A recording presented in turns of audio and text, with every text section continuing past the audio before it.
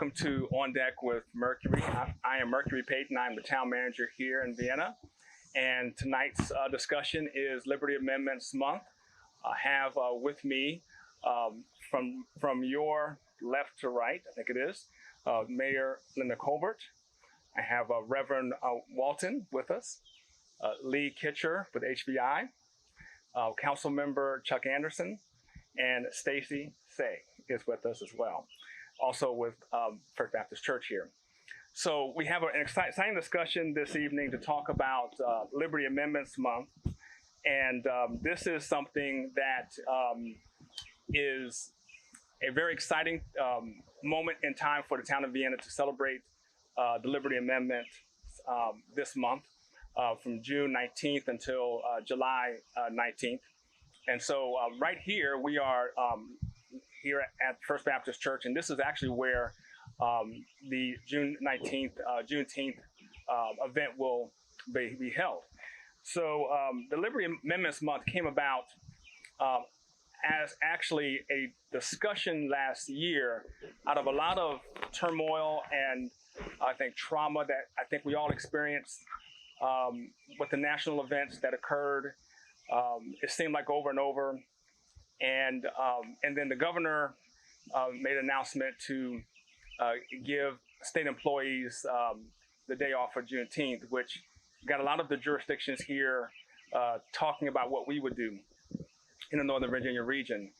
And of course, as town manager and working for the council, I certainly wanted to think about what we were going to do. And I have been aware of Juneteenth for about the last 10 years or so. And I started doing the research as I was going to give my proposal to the council about what we should do. And that took me on a journey to look at not just Juneteenth, but the 13th Amendment itself and the abolition of slavery. And that took me on a journey to look at other amendments. And it dawned on me that, well, last year was 2020, and in 1920, the women received the right to vote.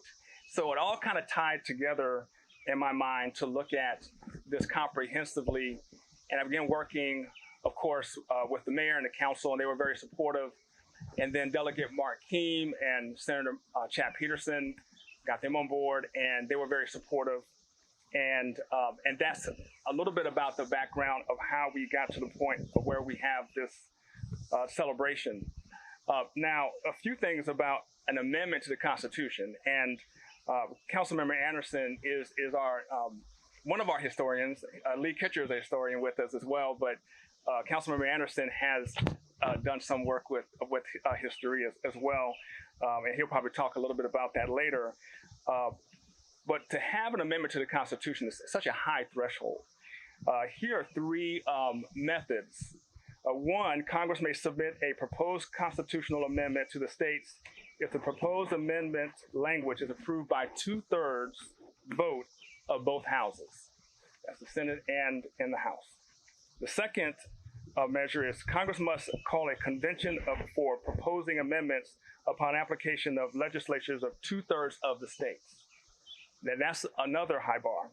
And thirdly, amendments proposed by Congress or convention become valid only when ratified by the legislatures of or conventions in 3/4 of the states.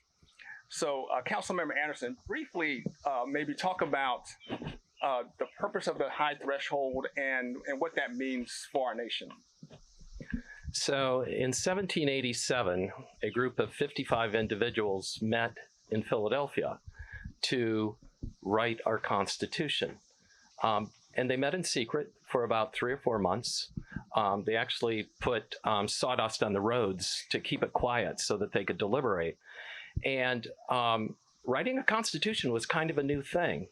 There have been state constitutions written, but never anything of the scope of the federal government. And there was a great deal of debate as to whether you could even amend the Constitution or whether it would be some sort of hallowed document that would exist in perpetuity as the same. They finally decided that it made sense because they might not get it exactly right the first time, but they established an extremely high bar so that the Constitution could not be amended for trivial reasons. It wasn't very long after, in fact, in the first few months of our government, that they realized they missed a very important part, which was a Declaration of Individual Rights, or what we call the Bill of Rights, which was passed in the first few months of our federal government.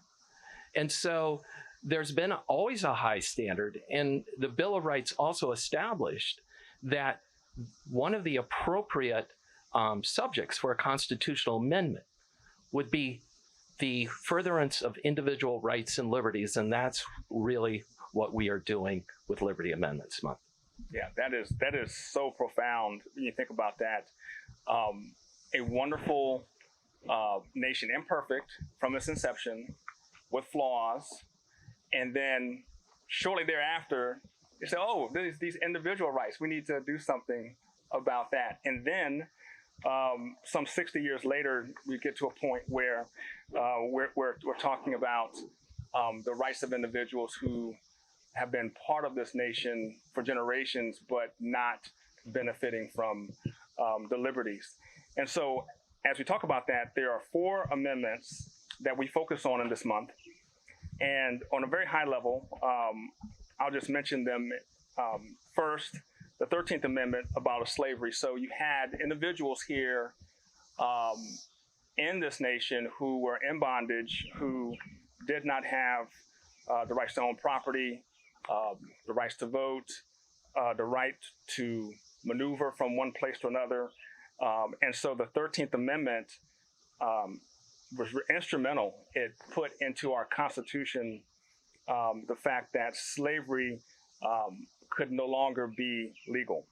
The 14th Amendment, so if you think about it in sequence, so you have the 13th Amendment, so slaves are free. Now, okay, so what about citizenship and equal rights, due process?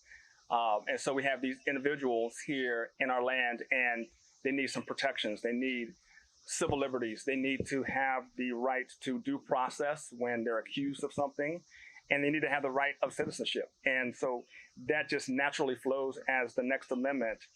And then next would be, okay, the right to vote, to have representation, and to vote for those who would represent individuals at each local level, which actually is the most important level because it's the closest to the people, and then at the state level, and then ultimately at the federal level. And then the 19th Amendment, which a few years later, when we get to 1920, where women received the right to vote. And if you think about this in totality, these 4 amendments tied together almost every aspect of individuals who live in our nation. The right to vote, the right to due process, and the abolition of slavery. And when you think about the events of a year ago, speaking of George Floyd and others, one of the things that we think about is the fact that individuals have a right to due process. So when engaging with law enforcement or any other situation, all of us have that right of due process. And so the 14th Amendment reminds us of that. So we, as a town, we went to the General Assembly, and we had unanimous support from the Senate and the House, Democrats and Republicans and everyone in between, unanimously voted to recognize Liberty Amendments Month here in the Commonwealth. And it is June 19th until July 19th. And if you think about the 4-week period of time, that allows for a celebration reflecting each great amendment. So it all kind of ties together well, and we're excited about that. There are going to be a lot of opportunities for celebration. There's going to be food, drinks, crafts, entertainment. There are going to be speeches and all kinds of other really interesting things for people to participate with. So now's a good point to have a conversation about these 4 amendments and what they mean here locally to us. And I'll look at the mayor first. And hi, how are you? Good. Good. So why do you think it's important for the town to take this step to celebrate these amendments? Well, these amendments are all about equality and rights for all Americans. And as Americans, we can stand behind and be proud of these amendments. And as a community, I think that I look forward to celebrating the importance of these amendments together. And I think that will be very uniting for our community. And I do just also want to say how proud I am of our town manager for creating this. His brain, I'm just thrilled that he came up with this, and the support that we've received. Of course, the council is supporting you, but from the entire town, everybody is supporting this. So I'm proud of our town too. Yeah, well, thank you for all the support from you and all the council. It really is something special to think about the fact that we can reflect on something so positive. Any other thoughts about why this is important for the town? Does anyone else want to weigh in on that?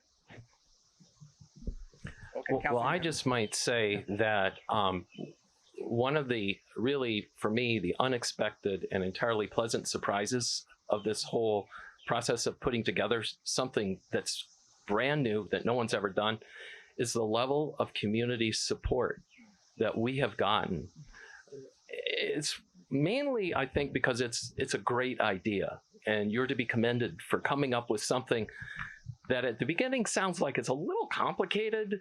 It's like, okay, it's a month and it's 4 amendments, but once you start thinking about it, it's just beautiful in the way it starts with Juneteenth, the 4th of July is right in the middle, and you conclude with the 19th Amendment and women's right to vote. And it's been a really positive thing, I think, for Vienna. And we can lay claim, and there's going to be no dispute about this, like there is on Mother's Day and some others, that it was Vienna that came up with the idea first. Yeah. Martin, Lucky, you wanted to say something? Yes. Yeah. Let me also just add my voice and thank you for your vision, and thank the mayor and council for supporting the vision and for moving forward in this manner. As the mayor indicated, that this celebration is really about equality for all people. And I think it's important for us to every now and then push the pause button and reflect on the road that we've traveled. And when we reflect on the road that we've traveled, it reminds us of not only where we are, but it also reminds us of how far we've come. Mm-hmm.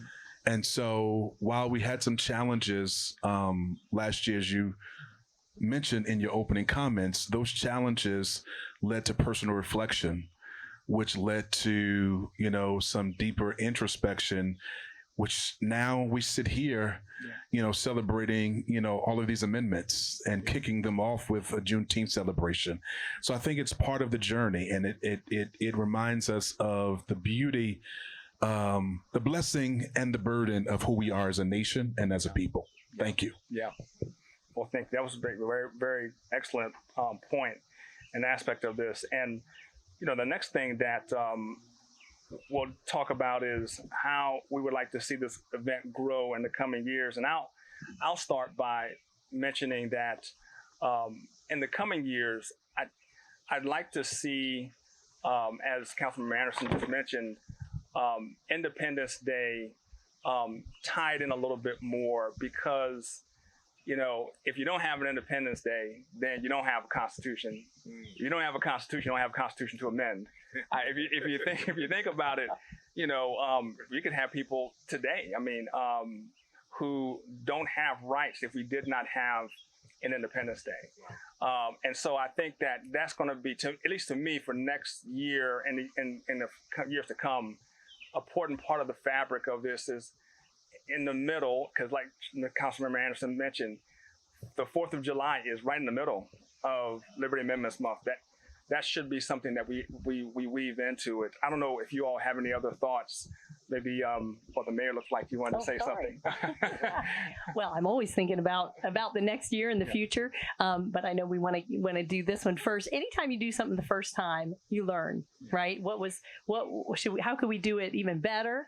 What were some things that we need to change a little? And so, I know we're getting the community involved, but of course, my goal is always to get even more of the community involved. How can we go deeper? How can we get more ages? How can we get more groups? How can we get more individuals involved? So that's on a local level. And then my goal, and Mercury, I've told you this, is I want to go further. I think that start with, encouraging other jurisdictions in our state, but other states. I mean, this could be, why don't we think big? Right. This could be in our entire nation, because it's for our entire nation. Yeah. So. Yeah, I like that. I like that a lot. Yeah, we've had a good conversation about that too. Lee, looks like you wanted to say something. Yeah, thank you very much. I wanted to say that I really like this event because it really brings the entire community together. Every single group, no matter where you came from or how you came here, every single member of every group can participate in our country and in this celebration, and to encourage them to participate more fully and to see that they belong. So I've observed that we have pockets that are very tightly knit in our community. And this is an opportunity for those pockets to connect with other pockets and share their culture and their strengths. We'll be better for this. Yeah, I agree.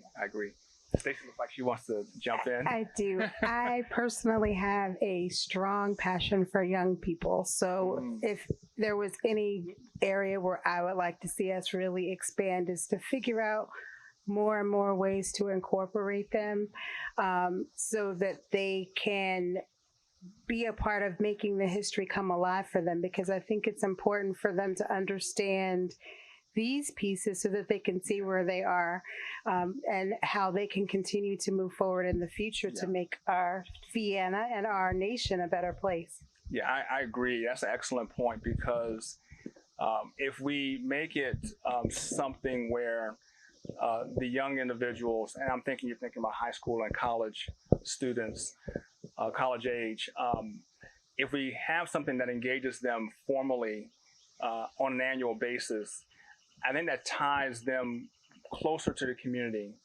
And the mayor remembers last year when everything was just falling apart, and we had high school and college students reaching out to us directly, and we had a Zoom of about 30 high school and college students, and it was about 2.5 hours of a conversation. And it would be more beneficial, I think, to have a formal role for the young minds to engage on a regular basis, instead of us reacting to a situation and then trying to connect.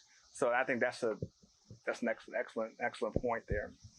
So Councilmember Anderson, how does an annual celebration like this encourage unity in Vienna and in our nation? So this past fall, I had the privilege of attending a course that was offered by the Carter School at George Mason called Conflict Resolution for Political Leaders and Community Leaders in a Polarized World. And it was all about how do we essentially bring ourselves back together as a nation to try to achieve things as a group of people. And one of the things we learned was that you need to return to your common foundational principles. And I believe that Liberty Amendments Month is all about that. And for that reason, it's a very unifying theme. There are two foundational principles in particular that I think get highlighted by Liberty Amendments Month, or LAM as we call it for short, which is that the lofty principles of liberty and equality enunciated at the foundation of our government are still alive and well. And that secondly, that the never-ending quest to make those lofty principles a reality in daily life, because we can never achieve that perfect union. We have to be working on it all the time. And I think these are themes that we all can agree on, regardless of where you land on the political spectrum, the social spectrum, whatever. We all believe in self-government, I believe. Right. And we all believe that we've got a good fundamental constitution, and that what I call the foundational principles of equality, of liberty, apply to all people. And as long as we sort of keep that in mind and move in that direction together, I believe that, that this can only bring positive things to Vienna, to the state, and if it goes that far, to our nation. Yeah, that's an excellent way of looking at it. Are there anyone else have any other thoughts about how it encourages unity in our community here and even beyond? So as we mentioned before, and I guess we'll kind of get into a little more detail about in a little bit, there's a lot of different community organizations who are represented among the activities that will happen throughout the month. And so the most exciting thing for me has just been getting to know new people. I think it was Lee who mentioned that we kind of have our little pockets and our little cells. And so as a result of working on this project together, we've been able to get to know each other, collaborate, even beyond Liberty Amendments Month already. So I always think working on a project together is one of the best ways to build relationship. And so we've been given by our town manager and council a big project to work on, and so big projects bring us, I think, even closer together. Wow, that's wonderful to hear. So Lee, what is the role of our community in supporting or recognizing the amendments, and how can the Vienna community assist in making sure that we live up to these ideals? Well, I was really encouraged by the diversity of groups. We have churches, which I would expect. We have community organizations such as Historic Vienna and other organizations working to improve our community. But we also have businesses, and we have individuals who are just inspired. They just want to do something. And what really cheers me up is the Girl Scouts want to come and create their own play. They're writing their own play, and they want to produce it and perform it, and then they want to have crafts. So we're reaching down to all ages into celebrating this event, and they're seeing how to work with other people, because on their own, their 15-minute initiative isn't much. But when they're combined with other groups' 15-minute initiatives, it gets to be an awful lot of fun. Yeah. And so what I like best about this is that this whole event empowers the community.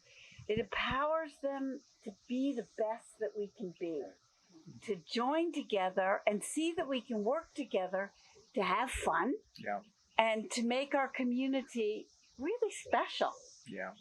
Yeah, that's great.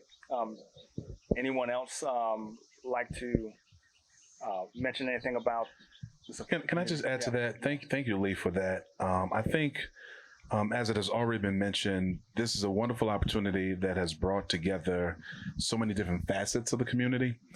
And I know for me, and as Stacy has already alluded to, it has forced us, positioned us to have even greater community partners.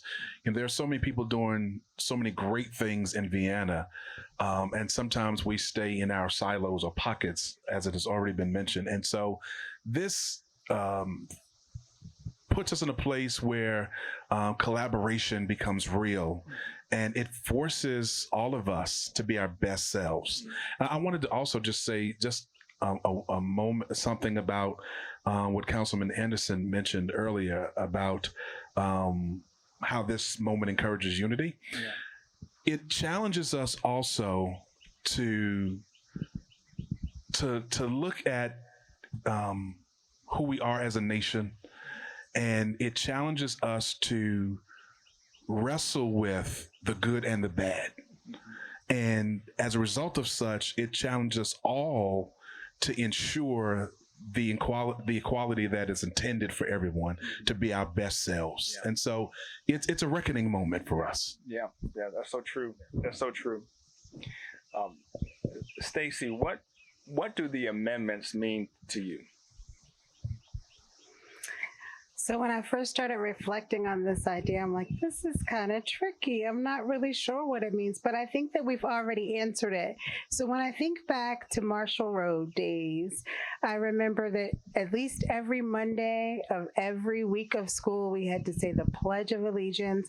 And there was one particular grade, and I'm not going to name the teacher since I can't remember my others, but I remember this teacher, and every week she made us learn, or every month we had to learn a different patriotic song. You're a grand old flag, my country, 'tis, like, I know them all. My kids are like, what is that? And I have a teenager, and especially over the last year, I've seen how disheartened he's become by the issues that we've seen in the news. And so there's kind of like this juxtaposition between this land is my land, and is it really? And so I think that opportunities like Liberty Amendments Month remind us that, and Mercury outlined in the beginning how challenging it is just to pass an amendment. So people had to be passionate, but they directed their passion towards making the country a better place. And so by highlighting just how difficult it is to amend the Constitution, but that people were passionate enough to time and again to keep fighting and struggling so that one day there wouldn't be any other enslaved people living in these United States, that one day, like today, women could go and vote just like men. Those are things that didn't come easily. And so that's why the amendments are important, because just understanding the process and celebrating what each of them mean individually reminds us that we are part of that larger collective. And it is my country and your country, but we all have a responsibility to continue to make it the best country for all of us. Yeah, that's so great. Mayor, do you have anything that you want to? I was just going to add that, I mean, of course, every single amendment is so important, and I loved Stacey's answer, and it just gets me choked up thinking about what she said. But personally, of course, I would not be mayor if it wasn't for the 19th Amendment. And so 2 mayors ago, the first female mayor of Vienna was my mother, Jane Seaman, and then Lori Duraco. Yeah. And so we've had 3 female mayors. And so, you know, that started the whole process of the whole involvement, I guess, of women getting involved and people listening to them and taking them, you know, seriously, whatever, in government. And so, you know, personally, of course, that's something I think about. Yeah, absolutely. You know, and I also think about it as well from the context of just being able to go and vote. I mean, my parents and grandparents, you know, you had different laws in place after the right to vote in that amendment, the 15th Amendment and the 19th Amendment, but still other challenges later. And every time I go to vote, you know, I don't take that for granted. You know, I think, okay, you know what, this is a right that I have. I'm going to go, even if I don't like anybody on the ballot, I go every single time and I do my research. I say, okay, here we go. But, you know, it's because it's a right that people bled and died for. War was fought over it, really. You know, I think about the 14th Amendment and citizenship.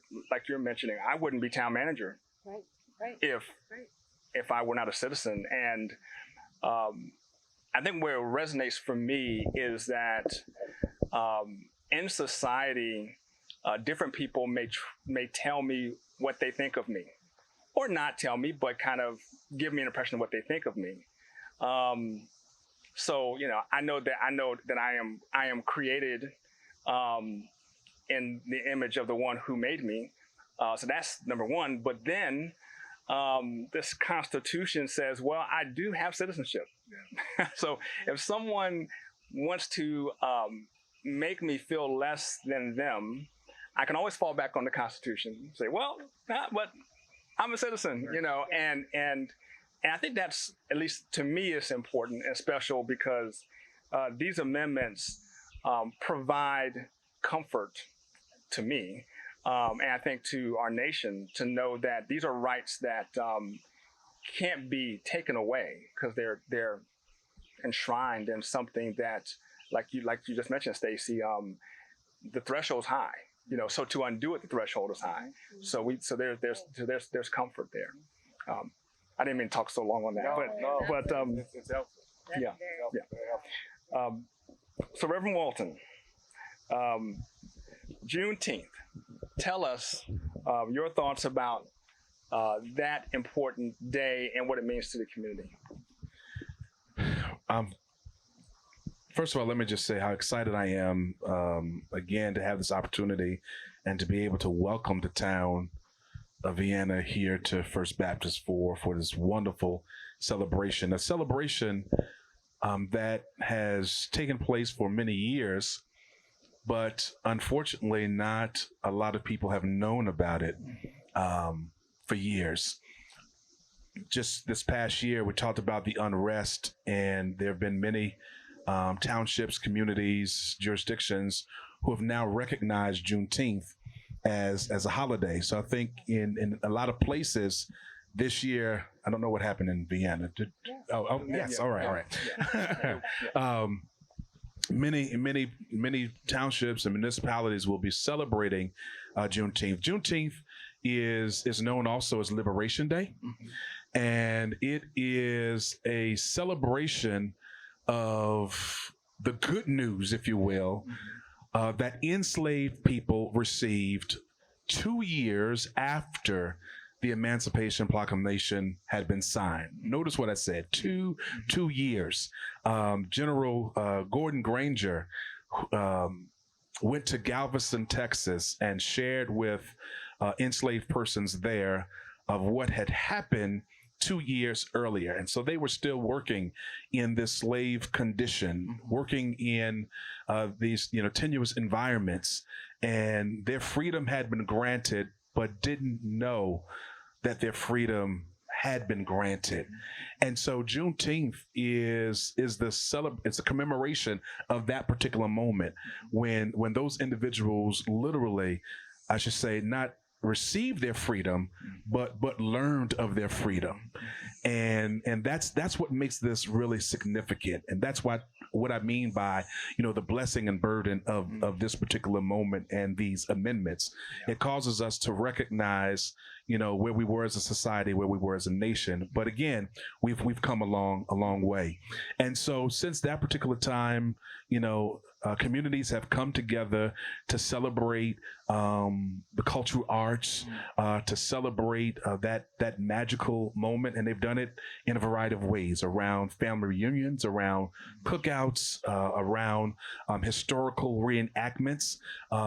It's an opportunity to share not only with young African Americans, but to share with the world what freedom really looks like when you get the word. Yeah, absolutely.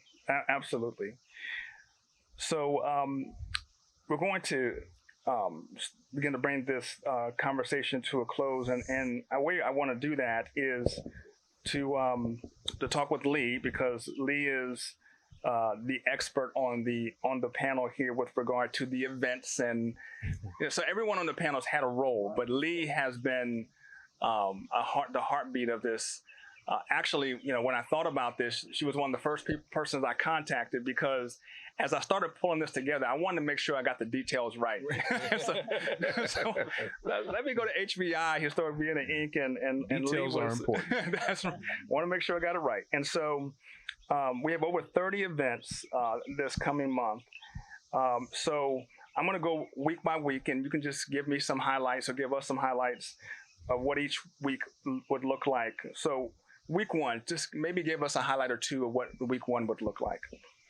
Well, I think before we start week one, let's start with what's happening every week, all month long. Even though there might be some slight variations from week to week. So I'm just absolutely astounded that we're going to have a sculpture. Yes. That's made from handprints drawn of people's hands from the community, and you'll be able to see it. It's going to be fabulous. We're going to have the weekly educational exhibits at the Freeman Store and the Community Center. And along with those, we'll have history flashcard quizzes created by our very own Madison High School students. Very exciting to have them involved. And because you can't fit all that information in one tiny exhibit, we're going to have the exhibit extended as yard signs as an amendment learning tour. And we'll put the yard signs all over town so you can find the yard signs and just be walking around and come across some of our history. And each week the yard signs will change with the amendment, as will the exhibits. But on top of that, we have Kids Can Vote. So the kids under 18 will be allowed to vote for some items, some performers to have at a concert. So they'll feel the power of voting, which I think is really important and crucial. And then we'll have young students also submitting their students who have English as a second language. They will be writing an essay about how they can contribute to this country. And those essays will be on display, and they will be presented at the Multicultural Festival at the end. And they will get cash prizes to encourage them. So this is really wonderful ways of getting the community involved. But on top of that, you have the Caboose breweries having beers that are special to the Liberty Amendments, and they will be donating money for a charity to honor Liberty Amendments Month. So that's every single week. Now, getting back to the additional things that are first week only. Well, of course, we have the fabulous Juneteenth celebration, and maybe Stacy would like to talk a little bit about what's happening on our Juneteenth celebration. Sure, I'm happy to do so. The first thing that we always try to do with all of our Juneteenth celebrations is to make them opportunities to empower others. And so one of the exciting things that we're going to have available during our outdoor celebration is that inside we will be offering a free vaccination clinic. And so anyone who would like from 12 and up, because we'll have Pfizer so that we can attract anyone from 12 and up for a 2-dose vaccine. And if you just want a one and done, we'll have Johnson & Johnson available as well. So the vaccine clinic indoors is really an exciting piece for us because it gives us a chance to give back to the community. Outside, we've got all kinds of great things happening. We have an entertainment lineup that will start with Negro spirituals. It will include African dance and drumming. We'll have some comedic release along the way. We'll have some jazz, whatever type of music you like, we will hopefully touch on it throughout the course of the day, so you'll have to spend the day with us. We have some great food trucks lined up. We have this area of the parking lot that we're in now will be kind of designated as a reader's area. We'll have live story readings, there'll be book giveaways, and then we will hopefully have a parking lot full of all sorts of vendors where you can learn about many of the organizations who have contributed to the planning of the month, as well as businesses, so you can bring your money and get some shopping in. And then after that exciting event, you're going to hold right here, the First Baptist Church, right here where we are today, Harriet Tubman. Yes, the very next day you can pack a lunch, or we'll have a food truck here again, and you can spend Father's Day out on our lawn enjoying a Harriet Tubman reenactment. It should be appropriate for children and adults, so it's a great family outing. She's a phenomenal actress, and so it's a really, really great show, and it'll be a good family time, a good time to spend with your family, learning about history, an important figure, while you're enjoying lunch on the lawn.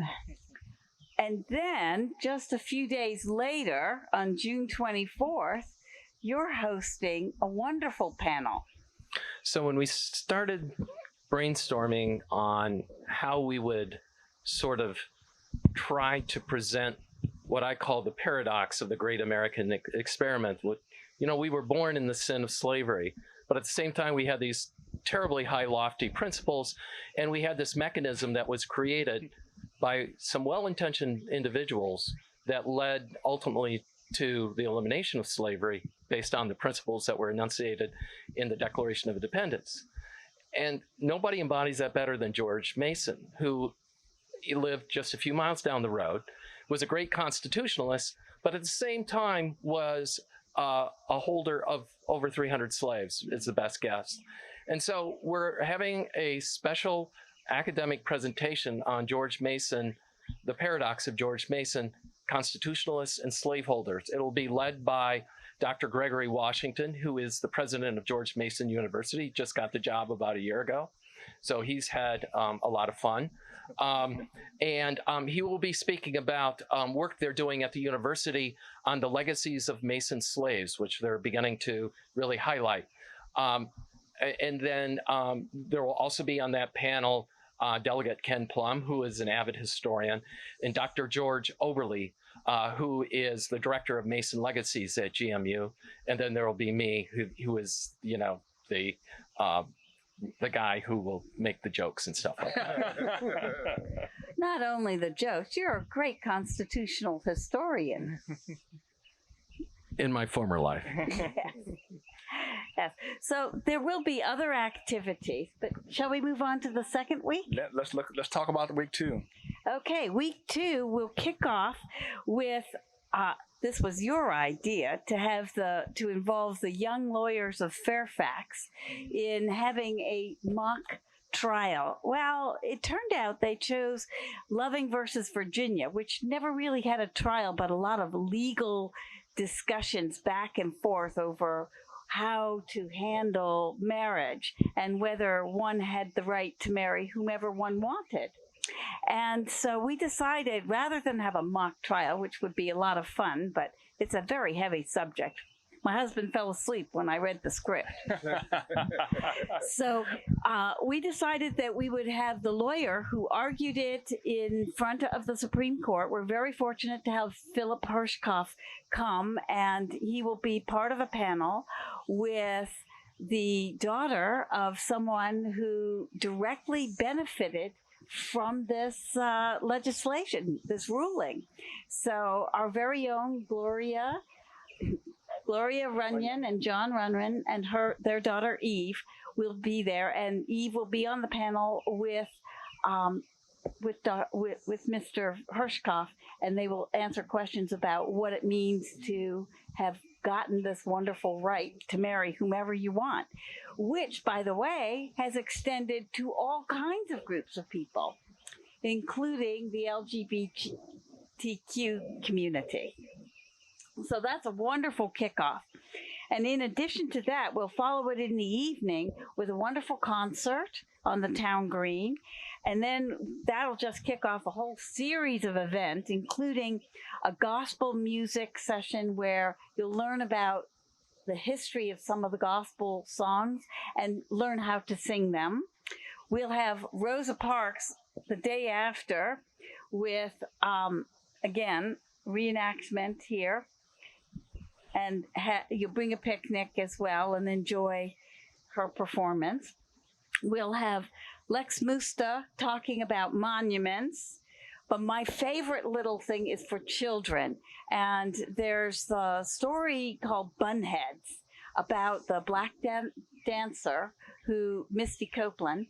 She wrote it. And the Cuppets Ballet School is going to read it and then do a performance about it. So I'm very excited. That's going to be the first songs and stories of the summer. It won't be sprinklers, but it'll be songs and stories. And then we also have Richard Josie talking about becoming good ancestors, what we can do to be a good ancestor, nourishing our community. So I think that'll be a fabulous week. I think so. So moving on to week 3. Week 3. Wow, that's the 15th Amendment. We're starting about votes now. And it also happens to be 4th of July. Right. So we will be kicking off with a Justice for All concert on the town green, and there will be a festival there. And that should be really enjoyable. But also, there's the usual 4th of July celebrations with the Fairfax Parade and our fireworks on the 4th of July. So it'll be a really fun weekend. And then during the week, we'll have a number of other things that are more stories and songs. We will start having programs for little children. So preschoolers will be able to go and learn about the Liberty Amendments. There'll be three weeks of that. And I think it'll be just a wonderful week, even though it's a holiday week already and people are used to it. So moving on to maybe my favorite, the 19th Amendment, since I've done 6 years of exhibits at the Freeman Store on women's rights, that we're going to kick that off with a discussion with Cheryl Johnson, who's the clerk of the House of Representatives. And the topic is, but for the 19th Amendment.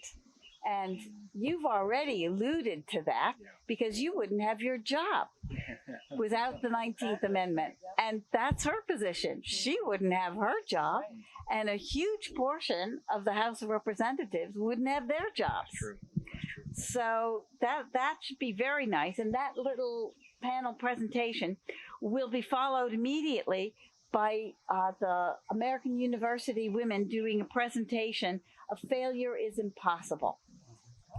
So it will be a reading of women who led the women's rights movement in various ways.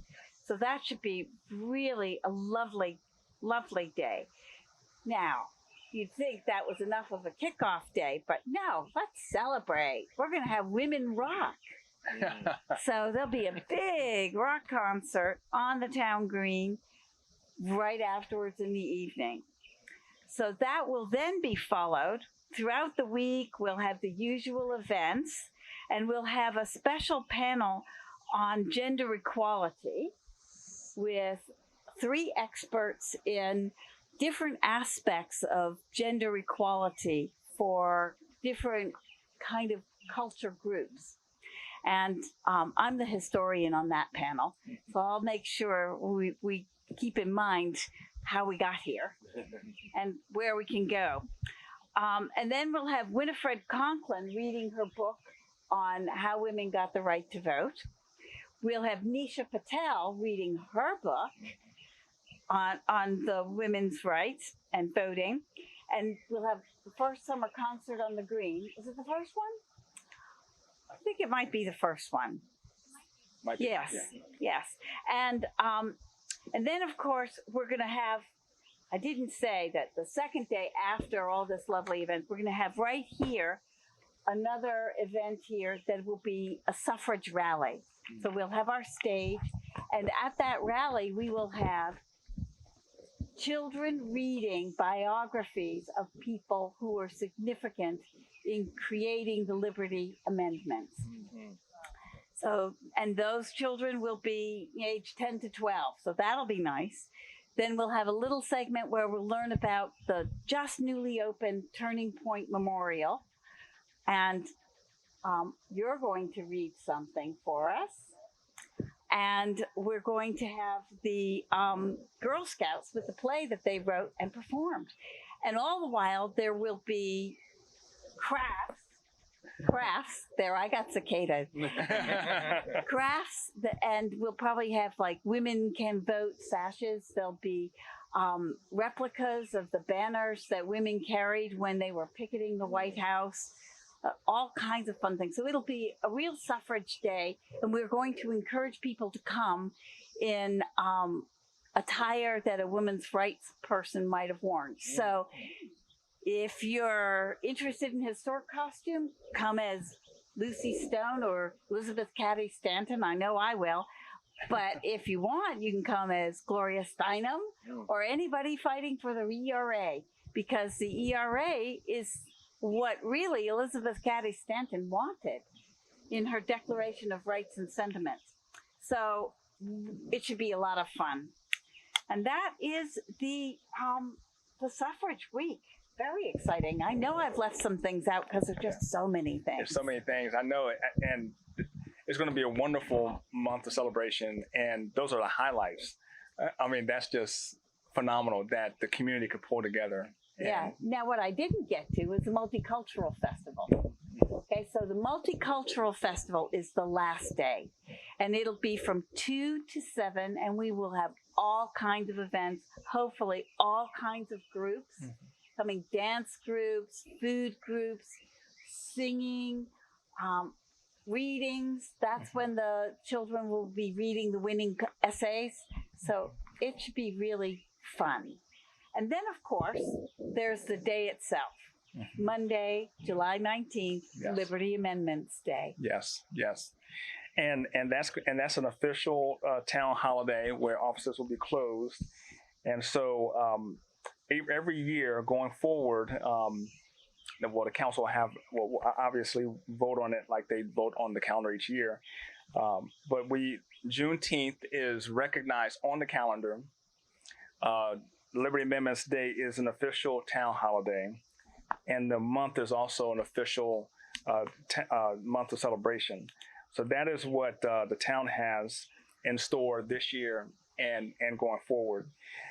For more information on the full list of activities for Liberty Amendments Month, visit Vienna, va.gov/liberty, and that's where you can get more information. One last question, and then we'll end our time here. Lee, you mentioned some things about getting children involved. What's maybe a last word of encouragement or suggestion that you have for getting children involved? I think children are our future. They really can make a huge difference in what our lives will be like in the long run. They carry on the legacy just as we carried on our legacies. So encouraging them to feel empowered is the most important thing we can do. Encouraging them to realize that they're valuable, that their contributions are valuable, and that they can change our country for the better. Yeah. And the change can be small, or it can be as big as making a new amendment. Yeah, that's so phenomenal. And I think giving children and young people purpose and giving them something to strive for always puts young people in an environment where they can thrive and move in a positive direction. So thank you for those pieces of advice and encouragement. So this ends our time here tonight. So thank you everyone for listening to us discuss this very important topic. Please come to the events. Check out the website. If you have any questions, you can reach out to me or the Director of Parks and Recreation, Leslie Herman, the Mayor, Councilmember Anderson, Reverend Walton, anyone on the panel here. We will try to assist you and connect you with further events. The next On Deck with Mercury will be on July 13th. It is tentatively scheduled to be held at Cafe Amore, and it is also going to be on Liberty Amendments Month. And we're going to have a different type of discussion on that, and we're still kind of discussing what that will look like. But as of right now, we're planning on that on July 13th at Cafe Amore. So certainly stop by and come see us in a month to have that discussion. Thank you, everyone. I hope everyone has a wonderful weekend and week, and everyone be safe. Thank you very much. Take care. Bye-bye.